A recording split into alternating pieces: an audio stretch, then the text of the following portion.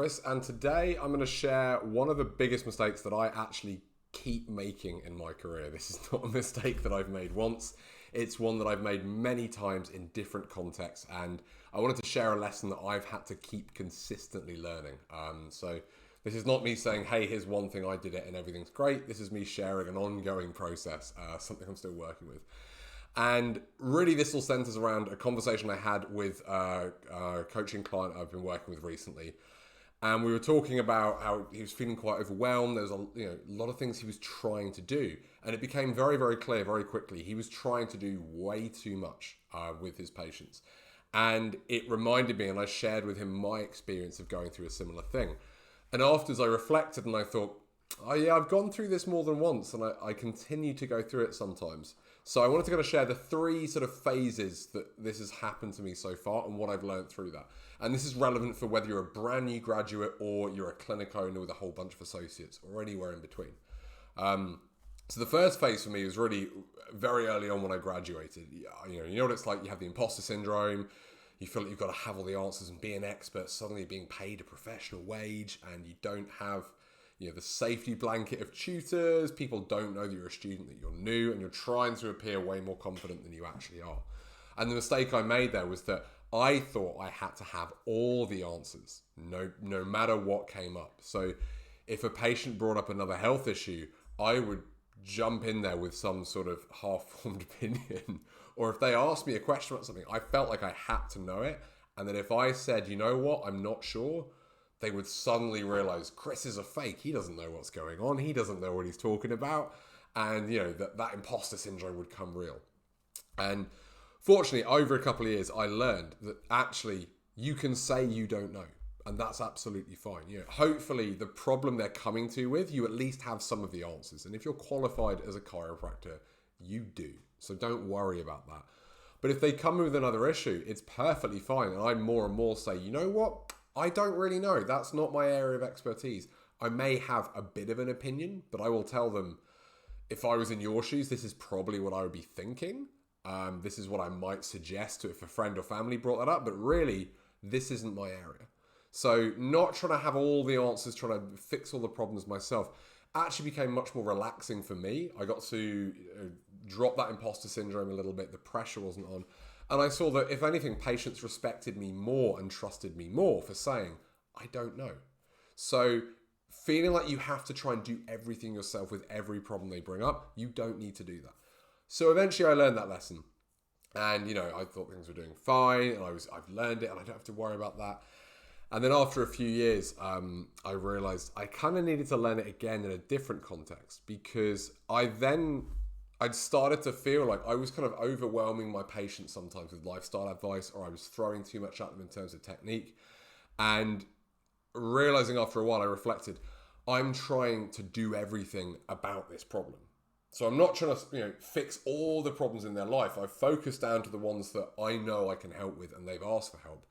But I'm trying to do all the things. So I'm throwing a bunch of diet advice at them. I'm giving them advice on how to sleep better, on how to decompress, on how to exercise differently, how to change their routine, all these different things, and probably doing way too much in terms of treatment, trying to do all the soft tissue and all the rehab in that session whilst adjusting, whilst assessing, whilst giving advice, and I was overwhelming a lot of patients. I realized one in particular, because I was giving a lot of this advice, she assumed I followed it perfectly.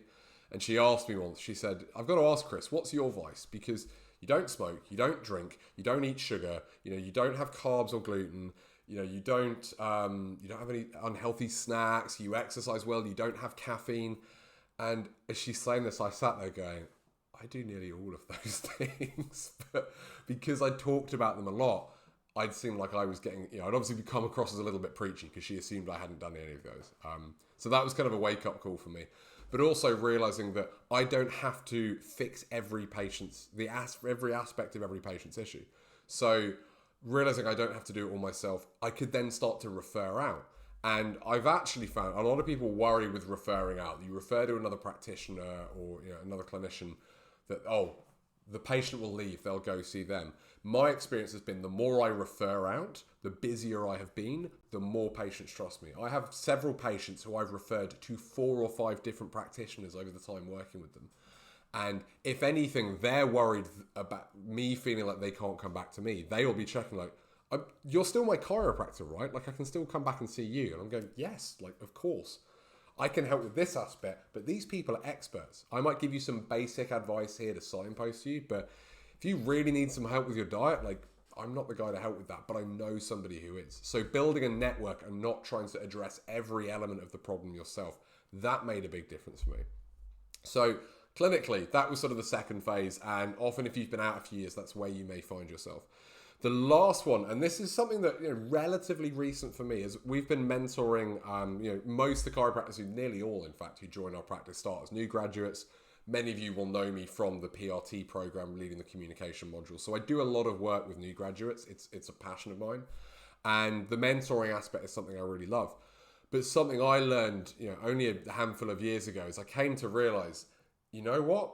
I'm not the best at teaching everything.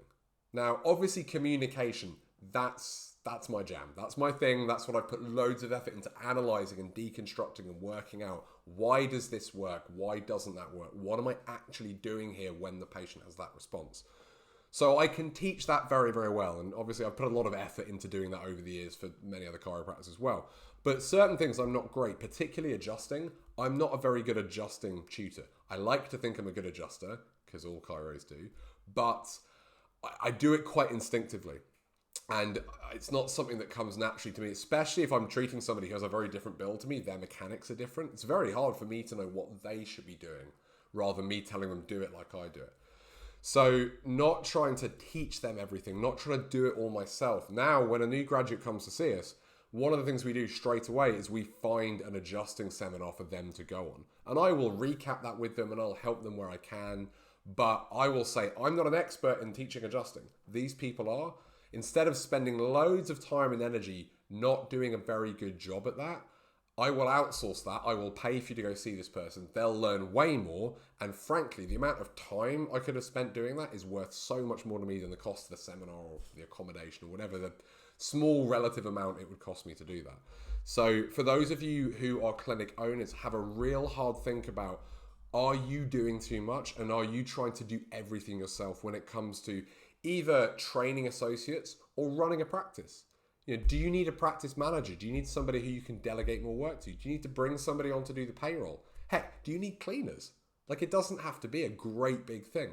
It's just looking for areas where you think, I'm not great at teaching this, or I'm not great at doing this myself, or I don't particularly enjoy it. If there's any frustration, have a think about how you could maybe offload that, how you could find somebody else to do that. Something I do more and more now is going to clinics and working with clinic owners to train their associates in communication, because it takes a lot of time. And if you don't have a curriculum and you don't know what you're doing and you haven't done a lot of that before, it's often very hard to know what that associate needs. So if that's something your associates are struggling with, we can have a chat. If it's a good fit, we might be able to do some help there.